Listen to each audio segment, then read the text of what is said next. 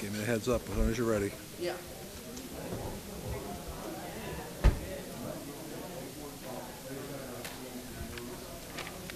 So, yeah, and then just want to close that door too, because they always. You guys going to amend that date? Are you amending the meeting date for the summer? Fine with me.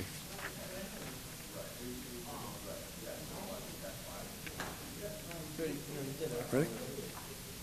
No, I put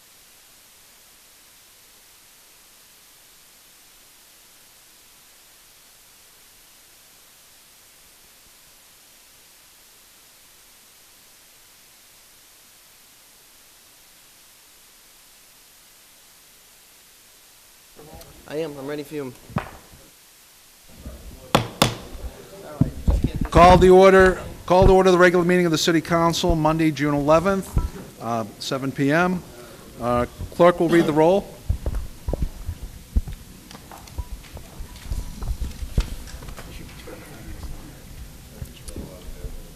Councilor Capone. Here. Councilor Della Sola. Here. Councilor DeFlorio. Here. Councilor DePiero. Here. Councilor Hanlon. Here. Councilor Marchese. Here. Councilor Matusky. Here. Councilor McLaughlin. Here. Councilor Simonelli. Here. President Napolitano. Here. 10 members present, Mr. President. You do have a Okay, quorum. before we stand, I just want to have a communication from Councilman McKinnon, who has a family commitment tonight, will not be able to attend. I ask you to rise to salute the flag. I pledge allegiance to the flag of the United States of America and to the republic for which it stands, one nation, under God, indivisible, with liberty and justice for all. Okay. All right. First up, we have public hearings. I'll entertain a motion to take items 1 through 5. So moved. We have, Okay. All in favor? aye.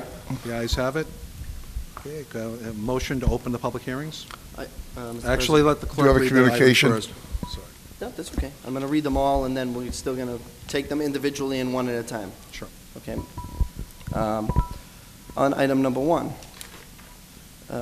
is a public hearing offered by Councilor Peter A. Napolitano as president to all parties interested in the public hearing for AT&T at 17 Christina Circle.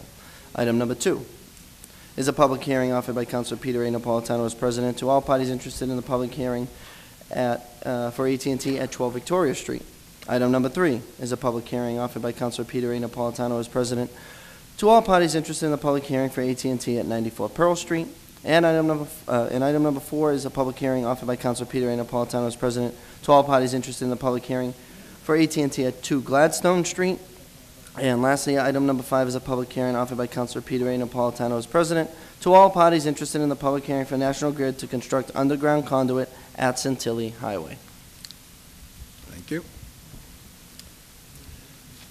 Can I have a motion to open public participation, please? Public hearing, excuse We me. should do them. Yep. Yeah. Councilman Capone. Thank you, Mr. President. I think the clerk had informed me that the petitioners on items 1 through 4 had asked us to postpone the vote on it till our next meeting, but I think we're still required to do the public hearing. That is portion of it. correct. We're going to conduct the public hearing for items 1 through 4, and after we've completed the public hearing, because it's been posted and advertised that way, we'll then entertain a motion to postpone that till the next meeting. Okay? Are either of the applicants here? No, the petitioners will not be. Petitioners won't be here. Yep, they asked us to postpone it, so we just need to open all public hearings. On item 1. Okay, so we have a motion to open public hearing on number 1. It's been seconded. All in favor? Opposed? The ayes have it. Okay, I'm going to ask that those in favor of item number 1, which is the service at 17 Christina Circle, I'm going to ask 3 times those in favor. I'll close that portion. I'm going to ask 3 times opposed. I'll close that portion, and then we'll entertain the proper motion. All right, so anyone in favor of item number 1? Second time, anyone in favor of item number 1? Third time, anyone in favor of item number 1? Okay, we've closed that section of that portion of the public hearing. Anyone opposed to item number 1? Anyone opposed for item number 1? Anyone opposed for item number 1? Okay, we're going to close that portion. Close the public hearing? Have a motion to postpone item number 1 to the next meeting. Do I have a second? All in favor? Aye. Opposed? The ayes have it. Yeah, okay. Thank So we have a motion to close the public petition on item number 1. All in favor? Aye. Opposed? The ayes have it. you. Now for Now we'll take the motion to postpone. Second motion. Okay, we have a motion to postpone item number 1 till the next meeting. Seconded. All in favor? Aye. Opposed? The ayes have it. Second motion. We have a motion to open public hearing on item number 2. Seconded. All in favor? The ayes have it. All in favor of item number 2, this is AT&T work at 12 Victoria Street. Second time, anyone in favor? Third time, anyone in favor? Close that portion of the public hearing. Anyone opposed to the work on 12 Victoria Street? Anyone opposed? Third time, anyone opposed for the work on 12 Victoria Street? Opposed? Okay, we have a motion proposed to close public hearing number 2. It's been seconded. All in favor? Aye. The ayes have it. We have a motion to postpone item 2 until the next meeting. It's been seconded. All in favor? Opposed? The ayes have it. We have a motion to open the public hearing on item number 3 at 94 Pearl Street. It's been seconded. All in favor? The ayes have it. Opposed? No opposed. Anyone in favor of the work on 94 Pearl Street? Is anyone in favor of the work on 94 Pearl Street? Is anyone in favor of the work on item 3? Okay, seeing as none. Is anyone opposed to the item number 3, the work on 94 Pearl Street? Anyone opposed? Third time, anyone opposed? Okay. I have a motion to close public hearing on number 3. It's been seconded. All in favor? Aye. Opposed? Motion for the next Ayes meeting. have it. Got a motion to refer it to this next meeting. It's been seconded. All in favor? Aye. Opposed? The ayes have it. We have a motion to open public hearing on item number 4. It's been seconded. All in favor? Aye. Opposed? The ayes have it. Okay, again, anyone in favor of the work being done on 2 Gladstone Street? Is anyone in favor of the work being done on Gladstone Street? Third time. Is anyone in favor of the work being done on AT&T on 2 Gladstone Street? Okay. Close that portion. Anyone opposed to the work being done on 2 Gladstone Street? Anyone opposed to the work being done on 2 Gladstone Street? Third time. Is anyone opposed to the work being done on 2 Gladstone Street? Got a motion to close that public hearing on item number 4. It's been seconded. All in favor? The ayes have it.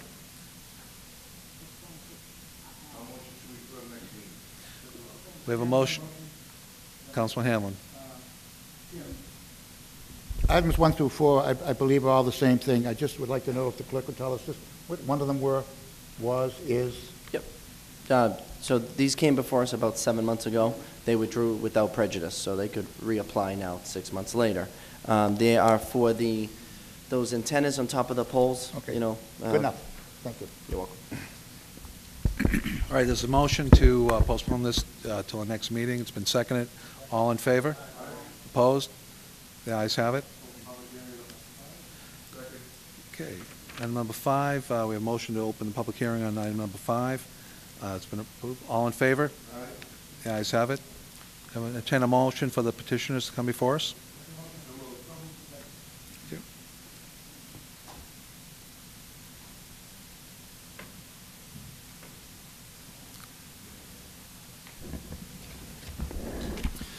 How you doing? My name's Brendan Powell. I'm engineer for National Grid Electric, 170 Medford Street in Malden. And this petition today is to refeed some of the traffic lights at the Rotary, Santilli Circle. The DCR is going to be doing the work. They have their own civil contractor for this. I believe they're going to be repaving a lot of streets there, resurfacing a lot of sidewalk. They will be installing the conduit National Grid will arrive after the conduit's in the ground to pull in our wires and remove the existing pole there.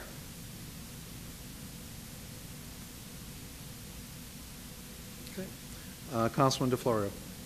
Councilwoman. Thank you, Mr. Chairman, through you. Do you know when this work is going to start and how long it takes to finish it?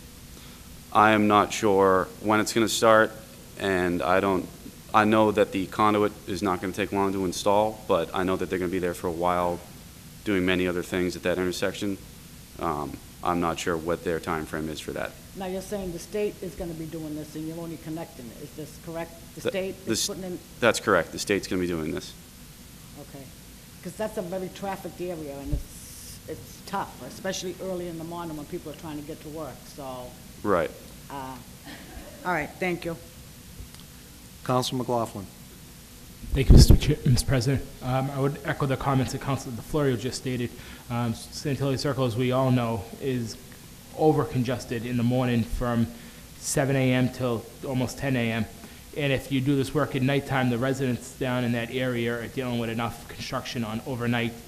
We continuously get calls of complaints of noise. So I'm trying to find out timeline and trying to find out the best-case scenario of when this work would be done and how long. Some of those answers I think are really prudent and important to get out and clear before this work was to start.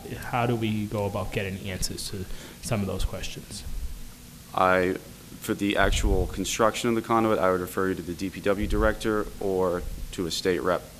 I know that our work, the work that we'll be doing, which is actually installing the wires, will be done during normal business hours, and there won't be any lane closures on the road or anything like that. No This is business all- hours for you guys are 7 to 3? That's correct. But you don't know the overall timeline of construction. I don't know.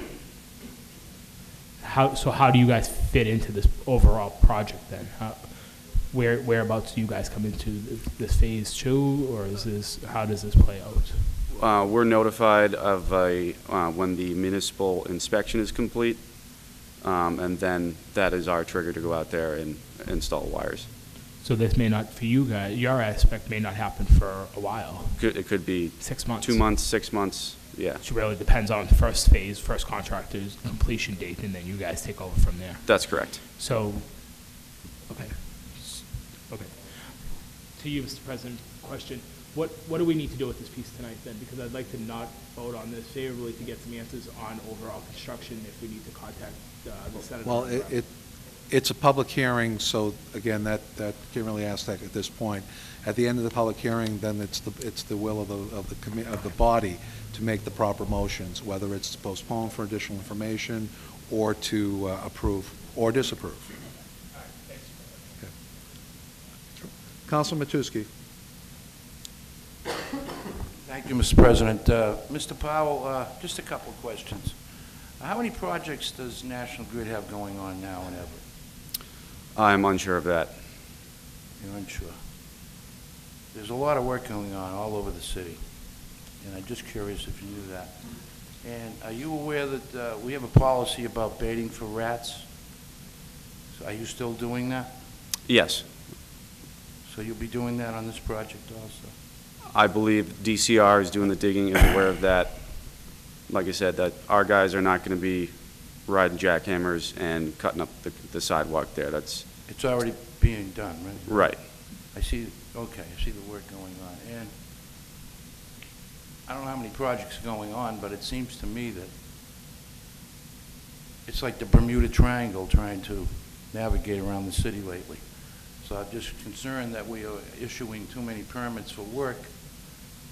You go down one street, and then it's a detour to another street, to another detour. It took me a half an hour to go 10 blocks the other day. It was pretty pathetic.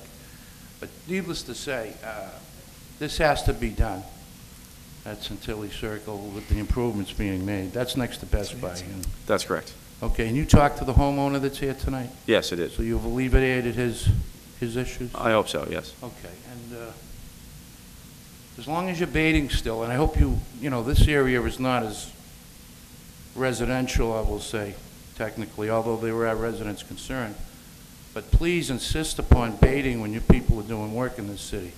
We have an epidemic of rats, from what I'm understanding.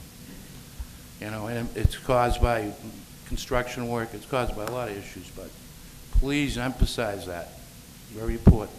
I can relay that to our contacts at Okay, because DCR. Councilman McKinnon is actually the sponsor of that policy, and he's not here tonight, and he wanted me to mention it, so. But thank you for being here. Thank you, Mr. President. Councilor Capone. Thank you, Mr. President. Through you to our invited guest. I know you can't speak to the DCR portion of the project, but with yours, you mentioned installing wires and removing the existing pole. What kind of time frame is that?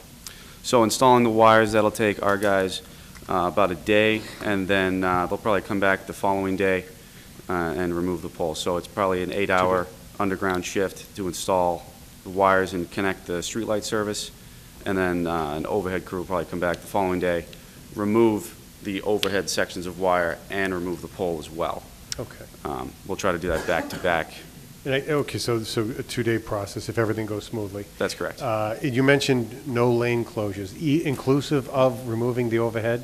Or is No. that something that's going to cause a lane? There might be a cop detail there for that, Okay. but most of this work is under the sidewalk, so they'll be able to get the truck up halfway onto the sidewalk to pull the pole out. Could you just discuss that a little bit more, the scope of the work, the type of activity, just to alleviate any concern about what's happening above ground, what's happening below ground, how much interference or interaction there might be with traffic, et cetera? So below ground, the truck will set up near, I don't know if everybody has this drawing, but near pole 1030. They'll have a big reel. They'll be able to pull wire in directly to the DCR's traffic box. Is that truck on the street? It's on the okay. street, and sometimes they can park, they'll put two wheels up on the curb, but Okay. in terms of noise, it's very minimally invasive, and I understand it is a busy intersection, so we like to get in and get out as Okay. quickly as possible. Okay. Pulling a pole is also pretty straightforward. It doesn't take nearly as long. They'll just be cutting back the overhead sections of the secondary crib, and then they'll bring out a digging truck, grab the pole, pull it right out of the ground, and we'll leave with it. Okay. Okay. Yeah. And obviously, detail will be present. That's and correct. Try to interfere with traffic as little as possible. That's correct. Okay. Thank you very much. I don't have any other questions. Motion to excuse customary thanks. It's been seconded. All in favor? I have it. Thank you. Okay, I'll entertain a motion to open the public hearing. Okay, I have a motion to open the public hearing. Second, all in favor? Okay, as we open it. All those in favor of the work being proposed for National Grid? Anyone in favor of the work being proposed by National Grid? Anybody in favor of the work being done on National Grid? You're in favor? Please come up. Oh, you're the sponsor. The hat threw me, sorry. All right. Okay, seeing as we'll close that portion.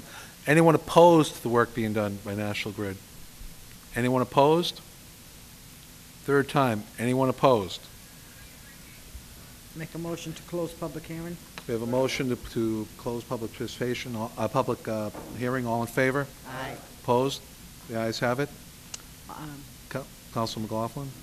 Thank you, Mr. President. Mr. President, I would like to respectfully ask that we postpone this for 2 weeks, but I should have asked the petitioner why he was president, whether or not this would negatively impact their work from being done.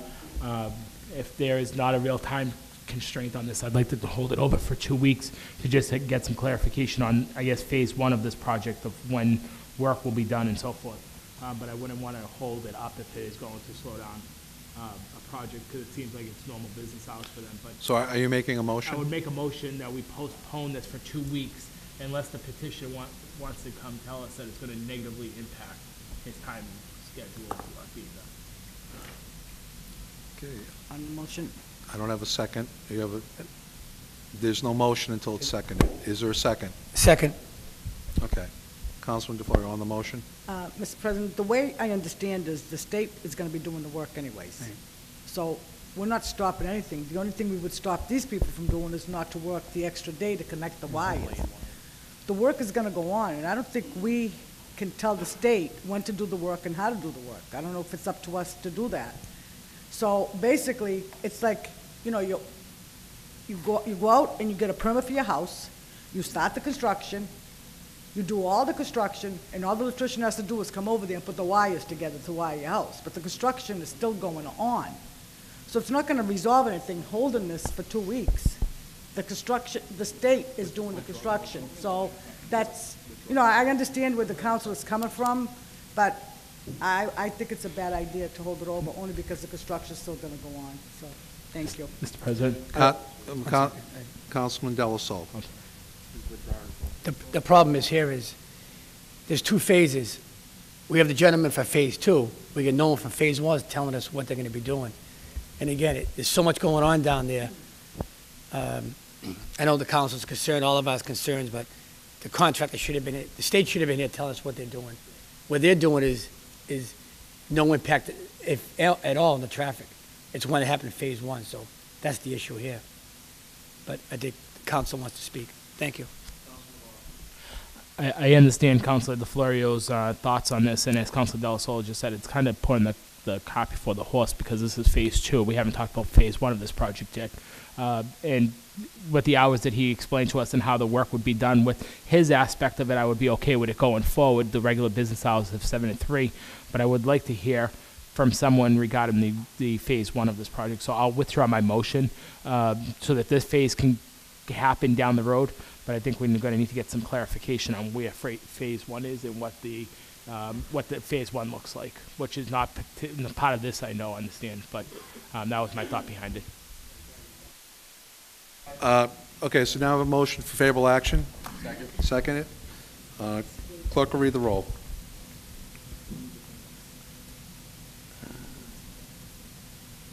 Councilor Capone. Yes. Councilor Della Sola. Yes. Councilor DeFlorio. Yes. Councilor DePiero. Yes. Councilor Hanlon. Yes. Councilor Matusky. Yes. Councilor McLaughlin. Councilor Simonelli. No. And President Napolitano. Yes. 8 yeas, 1 nay, Mr. President. You have passed the order. Thank you. Okay, we have passed item number 5. Thank you for coming in. Okay, I'll entertain a motion to open public participation. Have a second? All in favor? The ayes have it. Ms. Clerk, is there anyone on the list? There's no one on the list. Okay, I'm just going to ask once then, if anyone feels a need to come up and speak on an item. Seeing as there is no one here, I'll entertain a motion to Make a close. motion to close public participation. Have a motion to close public participation. All in favor? Opposed? The ayes have it. Okay. Clerk will read item number 6. Item number 6 is an appointment an order for an appointment from Councilor Peter A. Napolitano as president, an order confirming the appointment of 19 sworn weighers from District Gas of Massachusetts. President? Just to be safe. Right now, I have one motion and no second. Is there a second? Fred's motion should Councilor supersede. Capone on the motion. I would say we suspend Rule 20. Yeah, some of them A might be motion kind to suspend Rule 20. Correct. Do I have a second?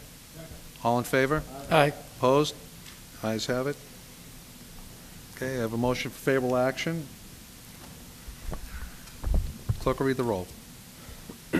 Councilor Capone. Yes. Councilor Della Sola. Yes. Councilor DeFlorio. Yes. Councilor DePiero. Yes. Councilor Hanlon. Yes. Councilor Marchese. Yes. Councilor Matusky. Yes. Councilor McLaughlin. Yes. Councilor Simonelli. Yes. And President Napolitano. Yes. That would be 10 yeas, 0 nays, Mr. President. Okay, you have passed the appointment. Clerk will read item number 7. Item number 7 is an order offered by Councilor Peter A. Napolitano as president in order to accept $2,500 from ExxonMobil to the Everett Fire Department. Favorable action, letter of thanks be sent. We have a motion to accept the donation, send a letter of thanks, been seconded. Clerk will read the roll. Nice stereo, by the way, gentlemen. We worked on that. Councilor Capone. Yes. Councilor Della Sola. Yes. Councilor DeFlorio. Yes. Councilor DePiero. Yes. Councilor Hanlon. Yes. Councilor Marchese. Yes. Councilor Matusky. Yes. Councilor McLaughlin. Yes.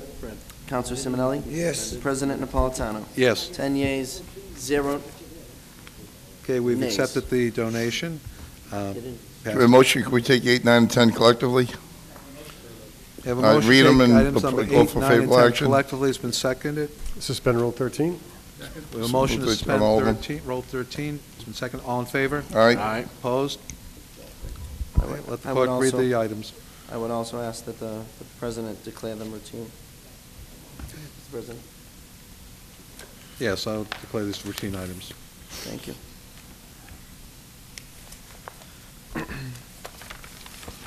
Counselor, so on item, let me read them first. Item number 8 is a transfer offered by Counselor Peter A. Napolitano as president in order to transfer $70,000 from the budgetary fund balance into the workers' comp insurance account. Item number 9 is a transfer offered by Counselor Peter A. Napolitano as president in order to transfer $215,800 from the budgetary fund balance to the DPW City Buildings electricity and gas account. Item number 10 is a transfer offered by Counselor Peter A. Napolitano as president in order to transfer $15,000 from the budgetary fund balance into the ISD electricity streetlights account. Your pleasure, gentlemen. Favorable action on the Folks. orders? Second. We have a motion for favorable action on the orders, second. Clerk will read the roll, one item at a time. Counselor Capone. Yes. Counselor Della Sola. Yes. Counselor DeFlorio. Yes. Counselor DePiero. Yes. Counselor Hanlon. Counselor Marchese. Yes. Counselor Matusky. Yes. Counselor McLaughlin.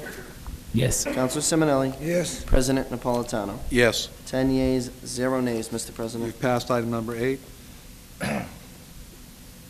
Favorable action, item number 9? A motion for favorable Second. action, item 9, seconded. Clerk will read the roll. Counselor Capone. Yes. Counselor Della Sola. Yes. Counselor DeFlorio. Yes. Counselor DePiero. Yes. Counselor Marchese. Yes. Counselor Matusky. Yes. Counselor McLaughlin. Yes. Counselor Simonelli. Yes. President Napolitano. Yes, 10 yeas, 0 nays, Mr. President. you've passed item number 9. Motion Favorable action on item number 10? Second. Have a motion, favorable action, and a second on item number 10. Clerk will read the roll. Counselor Capone. Yes. Counselor Della Sola. Yes. Counselor DeFlorio. Yes. Counselor DePiero. Yes. Counselor Hanlon. Counselor Yes. Counselor Hanlon. No. Took me time to think of that. Thank you. Thank you. Counselor Marchese. Yes. Counselor Matusky. Yes. Counselor McLaughlin. Yes. Counselor Simonelli. Yes. And President Napolitano. Yes, 9 yeas, 1 nay. You have passed the order, Mr. President. pass item number 10. Clerk will read item number 11. Item number 11, under old business, is a resolution offered by Counselor Michael McLaughlin to invite Greg St. Louis and a representative from Community Development to the next Public Safety and Public Service meeting on March 29 to talk about the construction going on at Centillion Suites Circle and the construction equipment that is parked on the island at Main Street. Counsel McLaughlin.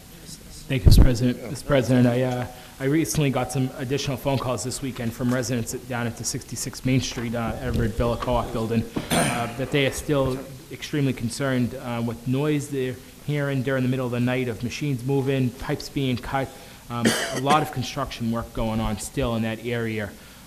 I believe I know Senator DiDomenico's office is working to get us some answers on this matter, but this has become a real burden to these residents in that area, especially to Everett Villa Co-op. I would respectfully ask that we lay this on the calendar until we can get some answers from the Senator's office regarding how we move forward to divert this noise.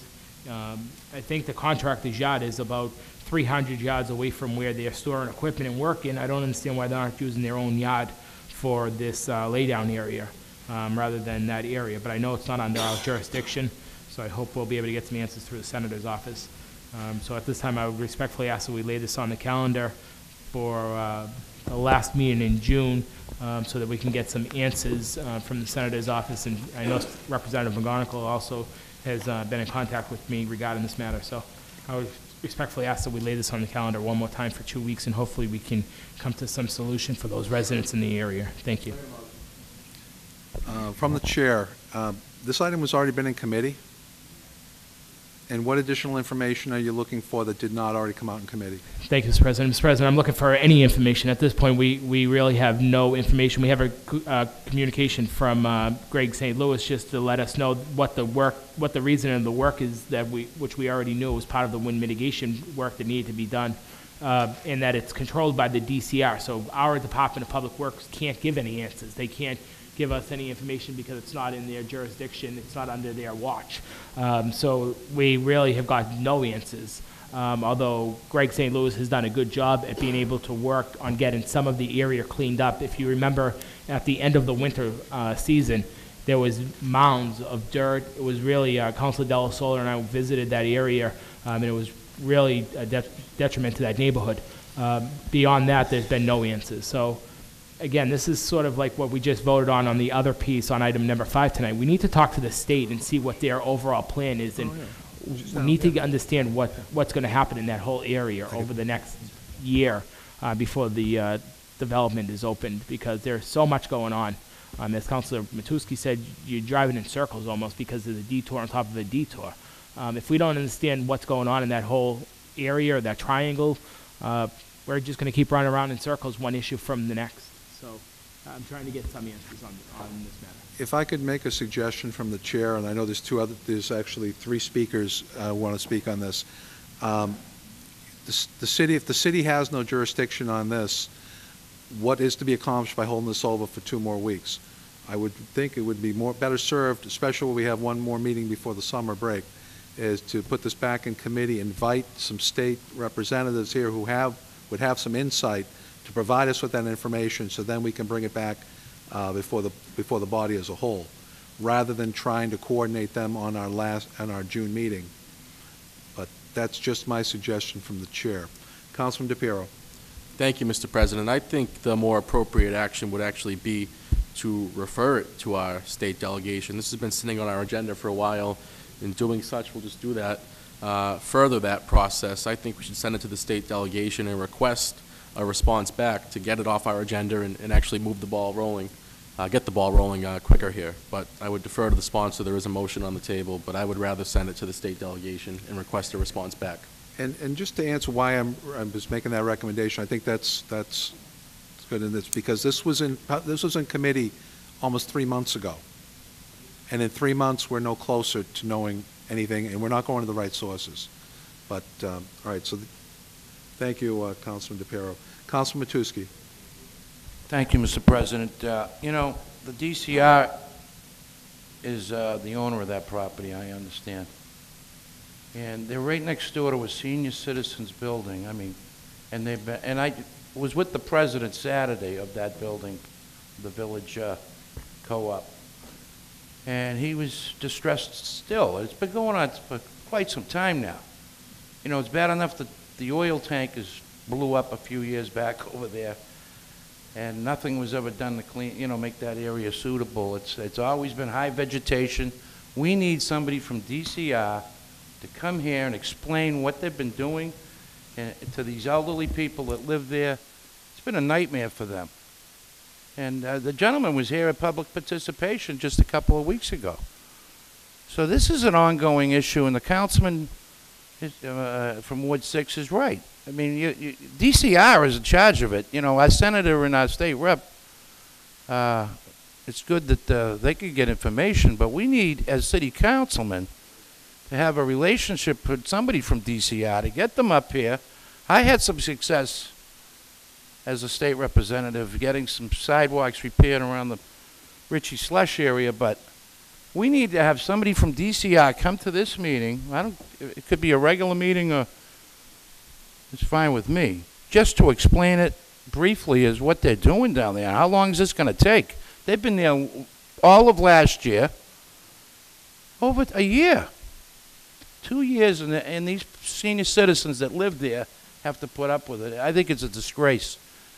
So my suggestion, Mr. President, to the sponsor is to have somebody from DCR come to a council meeting and get this once and for all on the table. What are they doing down there? Who are the maybe there's subcontractors there. That could be the problem, and there's no communication with the city.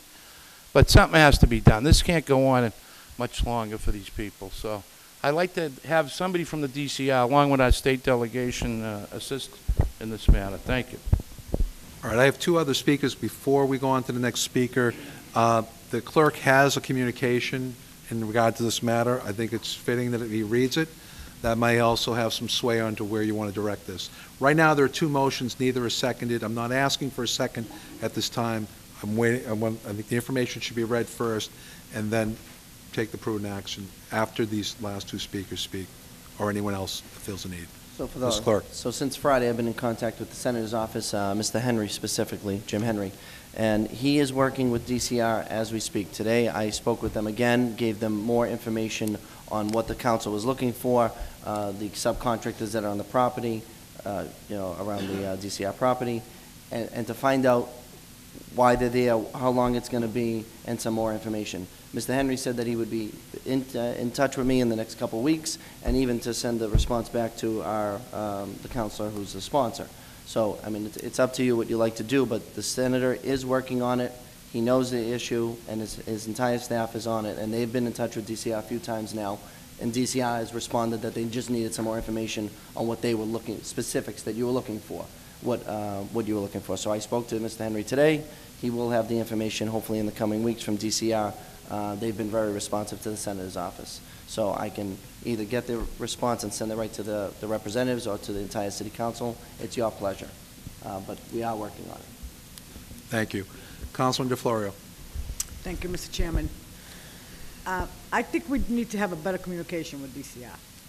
That's the bottom line, okay? When they're doing work, construction is going to go on. We know construction is going to go on. We know we can't stop it, and we understand the frustrations. And the thing is, we need to have an open dialogue with the DCR saying, listen, we're starting this construction on such a date. We're going to be doing this A, B, C, and D, and it's going to stop at this date. So that way the people in our area and the people in our city understand what's going on, how long it's going to be, and they travel accordingly. So anything with DCR causes a lot of problems. It causes traffic in the morning, the buses can't get through. It's a burden, okay? But no matter what, the construction still has to get done. That's the bottom line. So to me, I want to open a dialogue with DCR, find out who the people are at DCR, not just for this, but for the future of our whole city or any work they do in our city. Because they don't have to come up here for a permit. So obviously we're blindsided. We don't know what's going on. Let them tell us ahead of time, a month ahead of time, what they're going to do so we're prepared and we know what to tell our constituents. So with this case, whatever, the body wants to do is okay with me. But in the future, along with this, maybe it should be sent to DCR and explain to them, send a letter stating that we, as the city government, wants to know what's going on in the city before they do it. We don't want to stop them. We want information. So, thank you. Councilman Del Sol. My comments are answered. What's going on, just a quick note. It's state work. National Grid's doing the work for the state. Devro is the contractor that National Grid hires out. I just don't understand why. I know we keep going to the state because it's their job, but National Grid is the main contractor for the state. Why National Grid's not involved on just calling them up, and if it's Dan Cameron or somebody, and just fix this problem. Going through the state's going to take longer. National Grid's right down the street. That a call to Dan Cameron, we call them for double poles, we call them for lights out on the parkway, but this is a bigger issue, and I can't see why he can't resolve this issue. Thank you. Okay, right now we actually have no motions before us. Both motions were previously made, were not seconded. What's your pleasure? Okay, we have a motion to refer this to the state delegation. It's been seconded. Just on the motion? And just on that, is it to refer to the state delegation for a response back to this body at a meeting, or just a letter back to the members themselves not to come back to the council? It makes a difference for... A response to us individually would be suffice, because I would think as councilors we could pass that on to the constituents ourselves. Be fine. Okay, so we have a motion to send this to state delegation with a response back to the councilman individually. Mr. Chairman? It's been seconded. If we could... Councilman Hamlin. That would be returned within 2 weeks, so we might be able to do something at the next meeting. Okay, so the Yeah, motion two is to individual include Yep. a response within 2 weeks. Thank you. Counsel Capone. If I can amend that motion, I'd like to amend it to incorporate the comments made by Councilor Florio that perhaps we send a communication to DCR and request that work that happens in the city in the future, we'd appreciate the courtesy of a contact so we would understand what's happening, because we will get constituent calls. This way we can answer it intelligently. So we have a motion to amend amend that to include comments from Councilman DeFlorio. Do I have a second? Second. All in favor? Opposed? The ayes have it. On the motion, as amended, this is a resolution. Yeah, All in you can- favor? Opposed? The ayes have it. Clerk will read item number 12. Item number 12 is an ordinance offered by Councilor Peter A. Napolitano as president. It's an ordinance to amend Chapter 2, Administration of the revised ordinances by replacing Section 2-66, Fee Schedule for Services. Okay, I'd ask the clerk if he can give a little more detail to the councilman. Absolutely. This is for ordainment this evening. This is the fee schedule that is located in my office, one of the fee schedules. This is specifically birth, marriage certificates, conduit. When people come up here, they pay me $25 to do public hearings, to do all the work. We're increasing it to $200. What other companies, what other cities charge in the area? Right now, we charge $25. Birth certificate, marriage, death, they're going to stay the same. We're just increasing some of our license, our permit fees. These aren't the licenses that you normally, the ones that you normally pass every night for like motor dealer and repair shop. These are just the minor fees, like the birth certificates and things like that, furnishing copies of things, and to record conduit and polls. Councilman Hamlin? Yeah. Thank you, Mr. Chairman. Through you to our clerk, is it possible to get an updated list of the fee schedule? Yeah, All right. I have it attached. Thank you very much. We have a motion for favorable action. Second. Do I have a second? Second. On the motion? Thought I saw another hand. Nope. Clerk will read the roll. And again, this is for ordainment. Councilor Capone. Yes. Councilor Della Sola. Yes. Councilor DeFlorio. Yes. Councilor DePiero. Yes. Councilor Hanlon. Yes. Councilor Marchese. Yes. Councilor Matusky. Councilor McLaughlin. Councilor Simonelli. Yes. And President Napolitano. Yes, That would be 10 yeas, 0 nays, Mr. President. You have passed the order. you have passed item number 12. Clerk will read item number 13.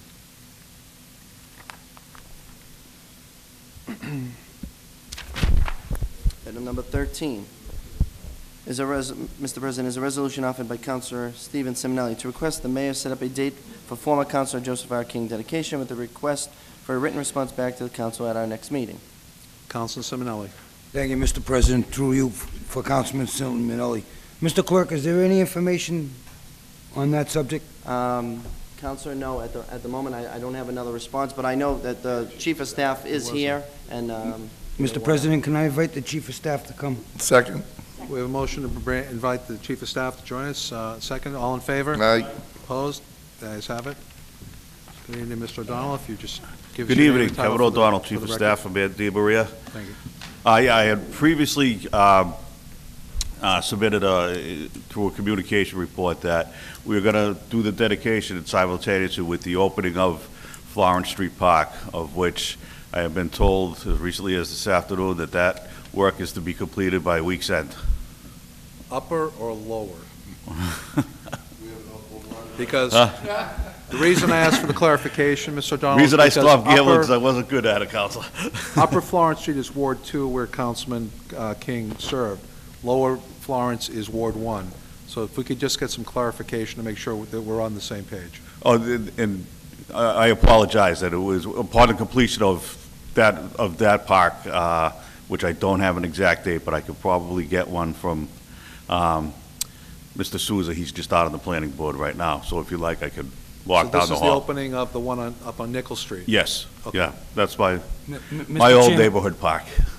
Mr. Chairman, Councilman the Elliott has upper the one floor. is called Chaparro Park, and the No. lower one is called Florence Street Park? No, upper is Grahamstoff, I believe. What's the name of the park? And what I was referring to is the generic names that most of us in the city refer to both parks as pretty much Florence Street Park. I just wanted clarification for anybody watching. So the upper one's the smaller one, that's where the Yes. Joe King Yes, dedication's on gonna be. Nickel Is there a Street. date for that? You're gonna get back? I could, yeah, I could actually walk down the hall and see if we, Could you lay this on the table, let them do that? No, No, the no. lay on the table is correct. They want to continue it for this meeting. Okay, there's a motion to lay this on the table. Do I have a second? Excuse customary thanks. You're here for number 2, too. We have a motion to lay this on the table. Do I have a second? All in favor? Yes, the ayes, opposed? The ayes have it. Okay. This, laying over is the same meeting, postponement is the next meeting. Okay, clerk will read item number 14. Item number 14, Mr. President, is a resolution offered by Councilor Fred Capone that representatives from the Mayor's Office of Community Development appear at our next council meeting to provide an update on the Florence Street Park project. I'm assuming that's Chelsea yes, Street. yes, that's the big flow. Mr. Thank you. President. Councilman Capone, please. Mr. President, our clerk Mr. has President. indicated to me that... Mr. President. This is Mr. Simonelli's piece? No, it's my... No, Mm-hmm. Mr. Capone's piece?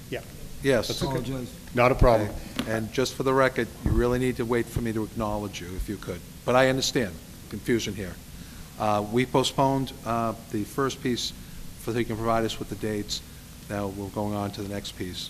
Council Capone. Thank you, Mr. President. Our clerk has advised me that Mr. Souza is next door, I believe, the planning.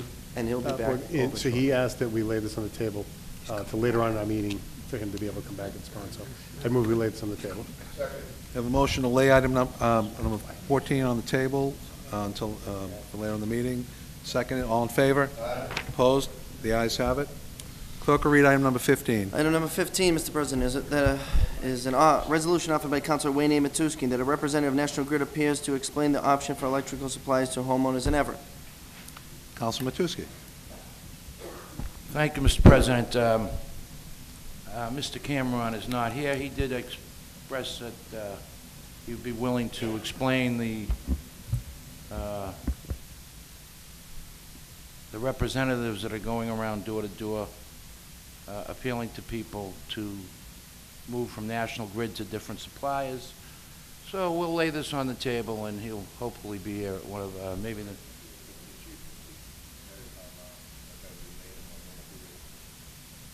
Councilman Marchese brings up a good point. You know, a lot of these people, they have no tags on, you don't know who they are, they're ringing doorbells, asking senior citizens in particular who are very confused with this product. And as late, and I mentioned it at the last meeting, the Attorney General says that the homeowners are being ripped off to the tune of $176 million over the last 2 years. Haley, Attorney General Haley said she's particularly unhappy that people who could least afford the higher utility bills were apparently targeted. So, needless to say, it's a serious issue for our homeowners in this community, ratepayers, and it's confusing to me. I still haven't figured it out. I think I signed up for one of these things. My bill went up a little bit. And, I felt that, anytime you hear something's going to be cheaper, Mr. President, you try to do the right thing. But I can't even understand the supply thing. But I'm going to bring my bill in so that we can tell me at least if I have National Grid or not. I don't know. But I'm getting phone calls left and right. I mean, it's really over the top now. Meal, I must get 2 phone calls a week from power companies. I don't know what they want, but needless to say, we'll lay this on the table. I know Mr. Cameron's busy with his projects. So we'll postpone to the next meeting, and hopefully he can appear. Thank you. Yeah, thank you, Mr. Chairman. Just a word to the wise for our people in the city that, these things are going around, but you can look very, very carefully because it says you will get a lower price for the next 12 months. Then you have to watch out what happens. It's with electric, it's with the television. It's with Verizon that's come out with it to say, you get the new phone and everything for the next 12 months. You don't know what happens after the next 12 months. I guarantee you it'll be more than what you're paying now. So I just want to let people be aware of what's going on.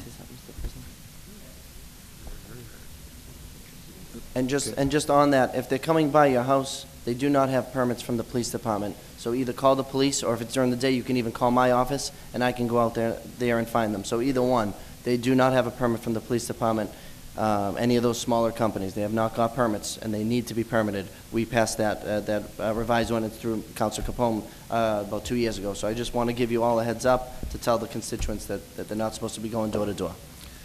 And along those same lines, they are very aggressive. I had a confrontation a month ago with a young man who was trying to catch me as I was trying to empty my car. I explained to him I just didn't have time to talk to him, come back, and he kept persisting. And then I identified who I was and why.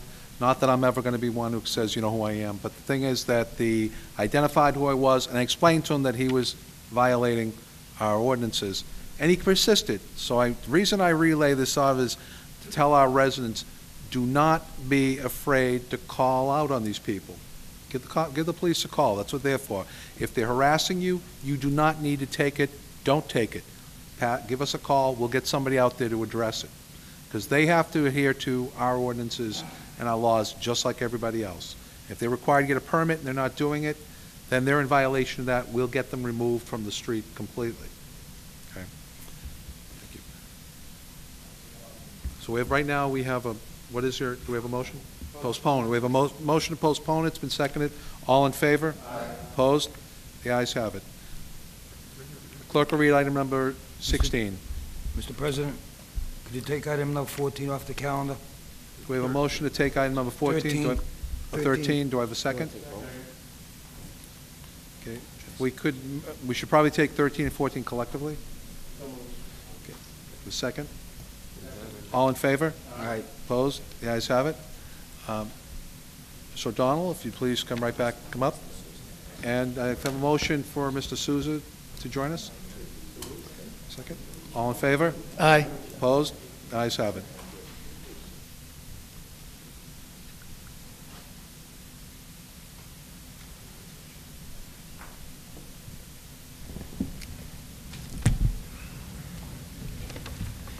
Good evening, Tony Souza, Director of Planning Development. Councilman Simonelli.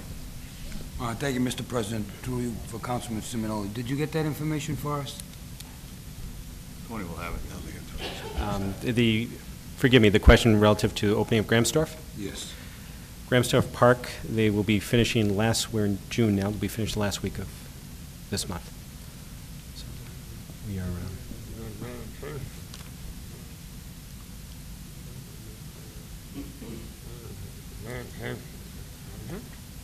That's fine, so long as you let the council know by the next meeting. And is that going to be advertised in the newspaper? yes, and we will let the full council know when we have scheduled a date for the grand opening. We are really excited, and I'm reminded, Councilor Simonelli, you were at one of the public meetings we had at the Cavarian School for this park. So certainly we'll reach out to all the councilors with that invitation. From the chair, if I could just get some clarification. This is regarding the dedication for Councilman King. That's going on the park down by Chelsea Street? Yes. No, Grass House, Chelsea Street. The dedication for Councilor King, the bench is at Florence Street Park, and the park will be completed by the end of this week. We are finalizing a date for the event itself. Florence Street. If I could, part of the confusion is that generically, both the park on Chelsea Street and the park on Nickel Street are generically known as Florence Street Park. So if you could clarify by stressing the street it's closest to, it would clear up confusion for our public. And some of us as well. I completely understand. The bench for Councilor King is at Florence Street Park, the park at the corner of Chelsea and Florence.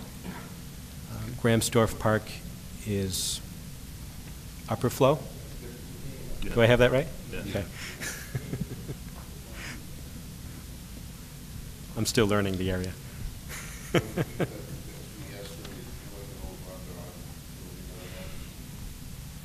Over, under, I'm sorry.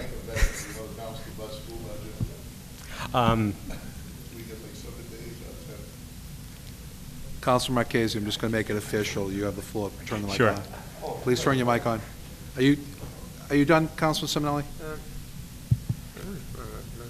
Yeah, just that you let the councilmen know and advertise it. Absolutely. Absolutely. Thank you. Thank you. Anyone else for questions? Any questions on item number 14? Council Capone. Thank you, actually, on 13. 13 is the dedication of Councilman King. I just had a quick question about that one. Please. Joe, we all know Joe King was a great guy, and even though he had a ward designation, it was 2, he pretty much served the whole city, and many of us had the honor of serving with him. I have no problem with the bench being dedicated in the lower park, but that's Ward 1, and Joe King was Ward 2. So I didn't know why we wouldn't dedicate the bench up in Ward 2. But I think that he is of the stature that you could put that bench anywhere because he did serve the entire community. So that's my only question. Councilman Matusky. Thank you, Mr. Excuse me. Thank you, Mr. President. Thank you, Mr. Sousa and Mr. O'Donnell, for appearing tonight. I noticed in the past that the Florence Street Park had a bench for Mrs. Barassi, who is the wife of the proprietor of Sal's Cleaners. Correct. Is that going to be replaced? Yes, we have the plaque there at Florence Street Park now. Oh, it's a plaque, not a bench. It was a bench. It's a plaque on a new bench, brand new bench. Oh, okay. And I apologize, my fault, I forget the name of the other family that we have a dedicated bench for. There were 2 benches there, and I recall about a year ago talking to a friend or family member of that family, and there was also a second bench. Unfortunately, again, the name escapes me, but we restored them, not the benches, but we've restored those plaques, if you will, and they are on the 2 benches. Likewise, same type of bench, same type of plaque for Councilor King as well. Well, Councilman King is going to be in good company with Mrs. Barassi, who was a saint. As we all know, her husband was the proprietor of Sal's Cleaners, very well respected in this community, and she sat in that park. She only lived next door. The other question I have on the Florence Street Park is the mature tree park. Yes. Did we get some mature trees in there? Yes, and one of the trees, maybe 2 of the trees will be replaced by the contractor as well. Oh, good. So that's... There'll be some shade there. Absolutely. You know, to look at it, I know it took quite some time to complete, and they've run into a lot of different obstacles. But, you know, when you look at the Sacramone Park, just for future reference, and how quickly that was done and how beautiful it looks, Councilman Marchese just showed me the picture. The kids in this city, this is unbelievable. The kids in this city have the best schools, the newest parks. I mean, and he said to me, I don't want to put words in, yeah, well, I'll abbreviate it, but the kids are very lucky in this city to have all these beautiful parks, because up until recently, the Sacramone Park, the Florence Street Park was a real mess. But they did have some nice trees there, that I'll say, but it looked like a small pine banks to me. But what you did here is, I can't, and I know that things happen in construction, but I look at this and how quickly it was done and how beautiful, and of course you had a lot to do with it, and I want to thank you for that, but I'm glad to finally hear that Florence Street Playground is coming to a conclusion, and it's been a concern to a lot of the councilmen here, and I'm glad that Councilman King will be honored with a bench, and Mrs. Barassi, who are very good people, and they spent time in that park. So I just want to thank our Community Development Director, Mr. Sousa, for making this, and Mr. O'Donnell also for following this through. Thank you, Mr. President. If I may, just real brief, thanks goes to the council, to the administration, to the mayor as well. We do these park projects through the CIP. And I know there was discussion about the budget and be continued discussion, but these things happen because of the capital improvement plan that both council and the plan that the mayor has put together, council has endorsed and supported over the years. Frankly, we're moving at an aggressive clip, redoing our parks, all our playgrounds, long overdue. And we couldn't do that again without the support of the council and through the mayor's leadership. It just simply wouldn't be done. And so my department, we're excited to take on more of these projects from design and construction, and we work closely with engineering and the folks at DPW as well. We're all truly excited to work on these projects, so thank you. Council Simonelli. Thank you, Mr. Chairman. Through you for Councilman Simonelli. So it's my understanding that the Joe King bench will be at the ferry, at the Chelsea Street and Florence Street section of the park. Is there a possibility that it can go to the Nickel Street, Florence Street, top park? Grahamstone Park, see.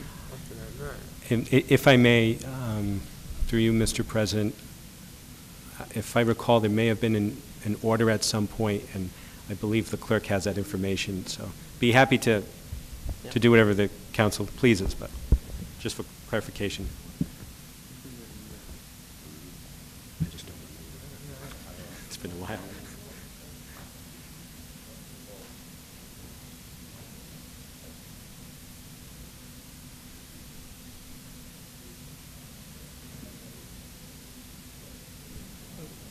All right, Mr. Clerk, if you clear up the confusion So on just that. briefly, yeah, we didn't necessarily order it, but through the administration, I don't know if Mr. O'Donnell was there with the mayor, we discussed that the reason it was going down at the lower part is because that is the King Playground.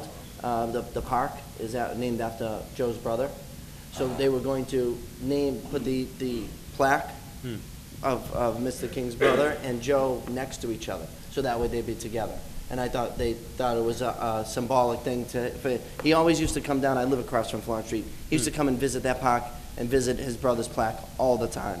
So I think it would be more symbolic for him. I mean, you can do as you wish, but he loved his brother and always talked about what he did down there at that park to clean it up, and we had conversations all the time. So I think that's why they decided this. Just so you know.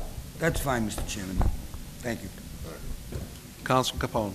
Thank you. On item number 14, this was laid over from our last meeting because we wanted to get an idea of what we had left, time frame, what the cost was, what's been spent, what's left, any recourse we might have for the city. So if I have it correctly, we're talking the end of this week for this park? Yes, that's the game plan. Okay. What needs to be completed? So the remaining items are installation of the water fountain, bubbler, the sod at the front of the splash. You may have noticed this weekend the splash pad was operating. The water features all work. The surfacing needs to be completed. That'll be finished this week. So it's just those three items now. Okay, so sod at the splash, the water fountain, and what was the other one? And the surfacing of the splash pad, color surfacing on there. All right. And what was the total cost in this project? I apologize. I will get you the exact figure, but it's approximately 1.4. Okay. For that. How much have we spent to date? It was approximately 1.4. There is an item under new business. I thought we did it. We're not on 14? No, we took them collectively, so. There is an item under new business relative to the amounts, and that's why I don't have them here today. It is new business. I'll be happy to provide that. I was not at the last council meeting. I didn't receive all the particular questions relative to this item, but I'm happy to answer any question you may have, certainly. Do you know how much we have spent? The whole project is X, but do you know how much we spent? So to date, we have paid the contractor, I get you a better figure, but approximately about 50% of the total project. Okay. All right. So in my recommendation at the last meeting was I think the citizens of the city would do a little bit of a rebate on that price. I think we've waited over 4 years for a park. It was the first one to start, and it'll be the last one to be completed. The kids have not had a park there for a number of summers. We're still waiting for the completion of it. And I'd be looking for us to negotiate. And I did request the city solicitor to be here. I believe she's in the audience. Could we please have her up, Mr. President? We have a motion to bring the city solicitor up. Do I have a second? Second. Second, all in favor? Aye. Opposed? Ayes have it.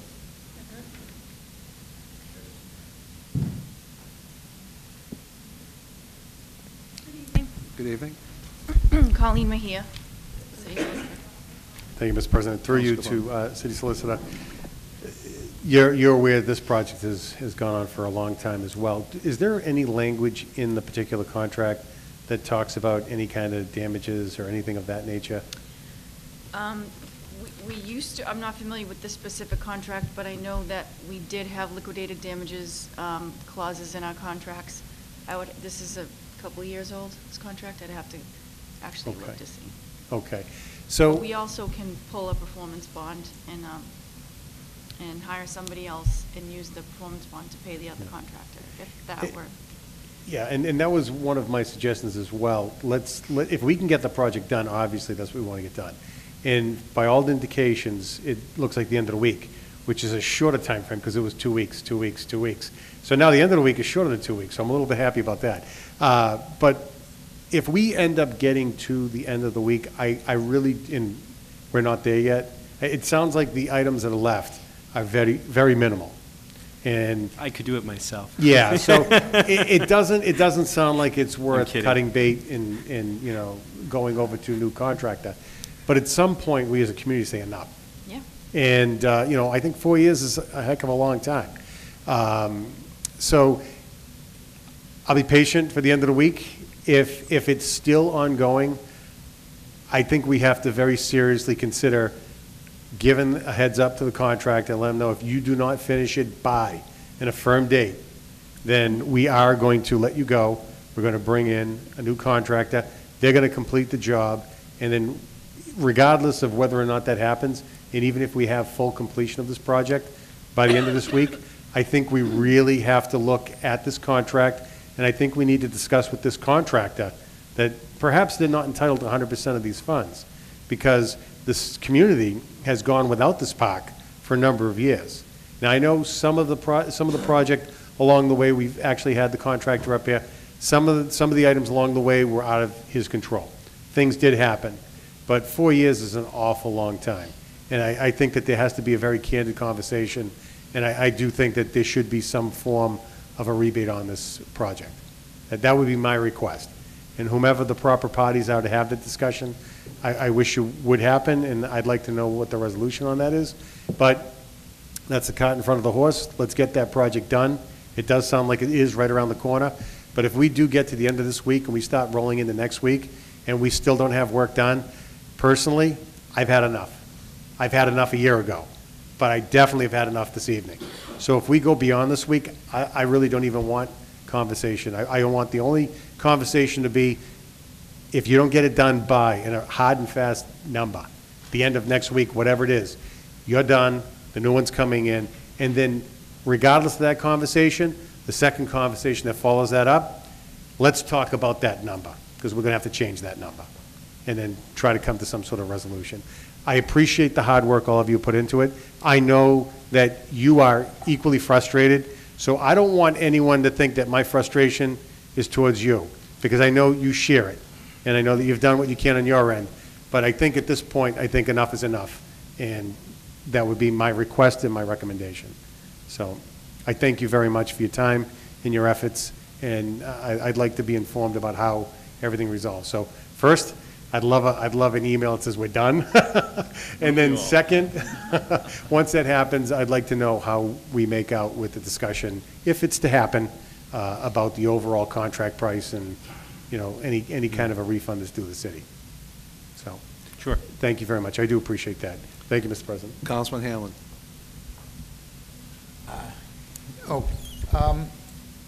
4 years ago, we had a meeting here, and that park was presented to us.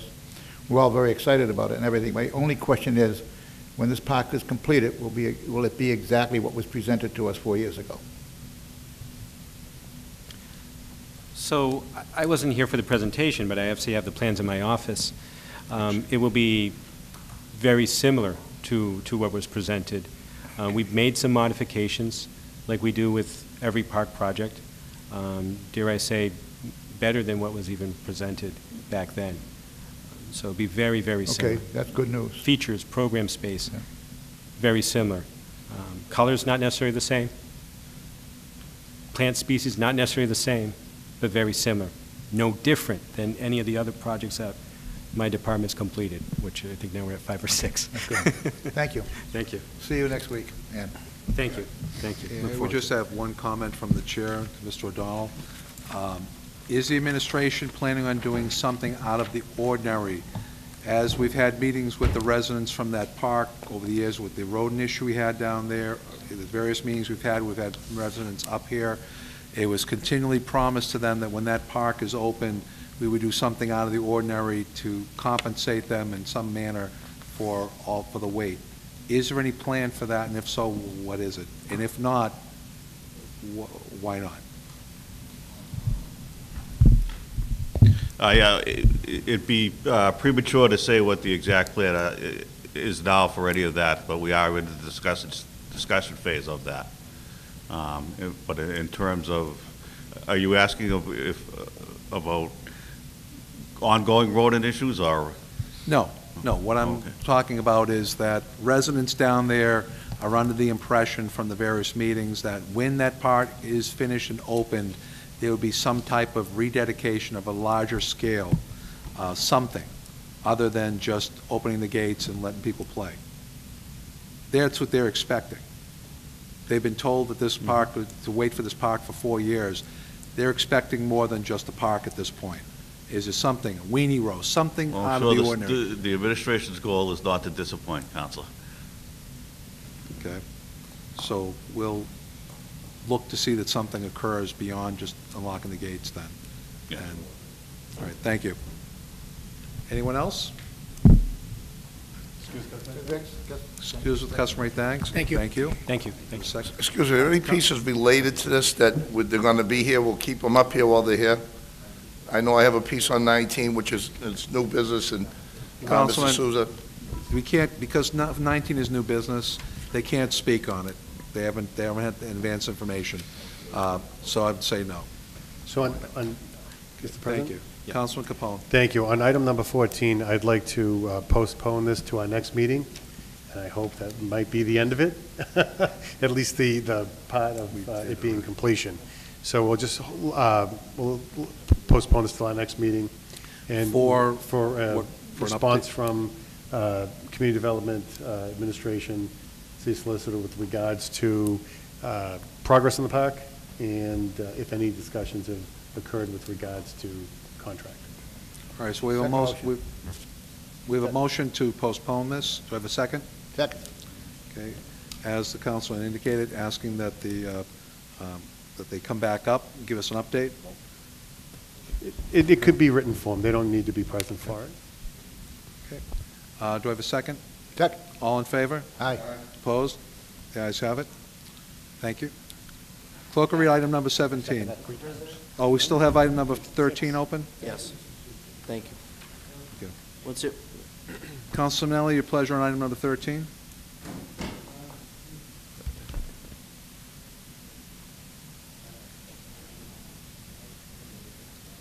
I would think that would be...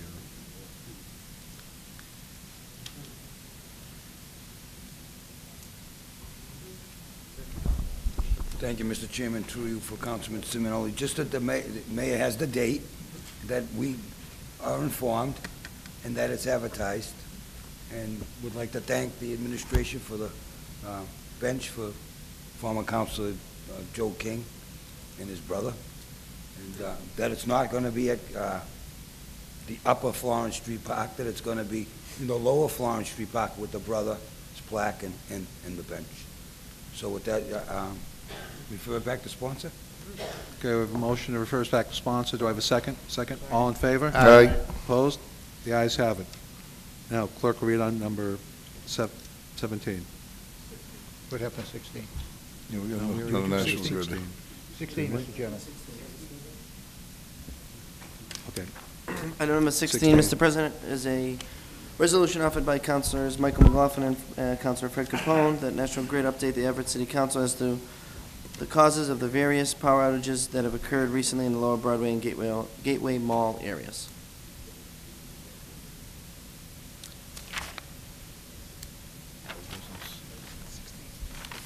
Council McLaughlin? I'm sorry, Mr. President. Sorry, Mr. President. On the item, do we have any correspondence from Dan Cameron from National Grid? No, it was supposed to be up here, and I don't know, they were also supposed to be here for Councilor Matusky's piece, and I'm not sure, I didn't get any response back on why they weren't. Okay. I'm going to yield the floor to my colleagues and what their wish is. Maybe Council Capone. Council Capone? Thank you, Mr. President. I believe that the other piece that dealt with National Grid was postponed to our next meeting? Yeah. With the intent of him coming forward? I would suggest we do the same thing. We'll just postpone this to our next meeting in the hope that Mr. Cameron will appear at the next meeting to explain it. Second it. We have a motion to postpone item number 16 to our next meeting. It's been seconded. All in favor? Aye. Opposed? The ayes have it. Clerk will read item number 17. Item number 17, Mr. President, it was an ordinance offered by Councilor Michael K. Marchese to amend the awning ordinances, Chapter 12 and 17 of the revised ordinances. Favorable action. Second motion. On the motion? On the motion, Council Capone. Thank you, Mr. President. I looked over the ordinance, and I just have two things that I would like to suggest to the body as possible amendments. On section